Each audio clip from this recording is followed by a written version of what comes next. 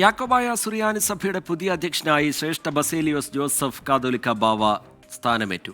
പുത്തൻകുരിശ് പാത്രിയാർക്കാ സെന്ററിനോട് ചേർന്നുള്ള saint Athanasius cathedral പള്ളിയിൽ നടന്ന സ്ഥാനാരോഹണ ചടങ്ങിൽ സഭയിലെ മെത്രാപ്പൊലീത്തമാരും പാത്രിയാർക്കീസ് ബാവയുടെ പ്രതിനിധികളും പങ്കെടുത്തു.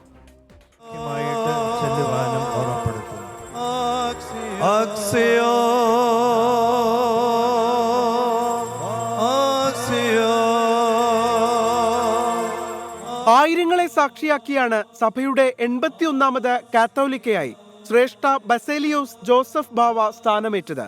സഭാ ആസ്ഥാനത്തെത്തിയ ബാവ മുൻഗാമിയായ ശ്രേഷ്ഠ ബസേലിയോസ് തോമസ് പ്രഥമൻ ബാവയുടെ ഖബറിൽ പ്രാർത്ഥന നടത്തി. ശേഷം സ്ഥാനാരോഹണം. വലിയ മെത്രാപ്പൊലിത്ത എബ്രഹാം മാർ സേവറിയോസിന്റെ മുഖ്യ കാർമ്മികത്വത്തിലായിരുന്നു ശുശ്രൂഷകൾ.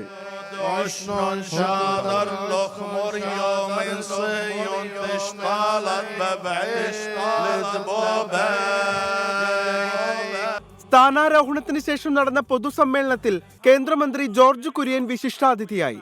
മന്ത്രി പി രാജീവ് ഉൾപ്പെടെയുള്ള ജനപ്രതിനിധികളും വിവിധ സഭകളുടെ പ്രതിനിധികളും പൊതുസമ്മേളനത്തിൽ പങ്കെടുത്തു.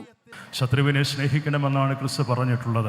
അതുകൊണ്ട് തന്നെയാണ് ആരോടും ശത്രുതയില്ല. ശത്രുതയോടുകൂടി സംസാരിക്കുമ്പോഴും ദോഷം ചിന്തിക്കുമ്പോഴും ദോഷം ചെയ്യുമ്പോഴും സഭ ഇകഴ്ത്തുമ്പോഴുമെല്ലാം അവരോടൊക്കെ സ്നേഹം മാത്രമേ എൻ്റെ മനസ്സിലുള്ളൂ. അങ്ങനെയുള്ള മനസ്സുള്ളവനായിരിക്കണമെന്ന് തന്നെയാണ് ക്രിസ്തു നമ്മെ പ്രബോധിപ്പിച്ചിരിക്കുന്നതും. വഴക്കും വിദ്വേഷവും വെറുപ്പും പകയുമൊന്നും മനസ്സിൽ കൊണ്ടു നടക്കുക എന്നുള്ളത് ഞാൻ ശീലിച്ചിട്ടുള്ള കാര്യമല്ല.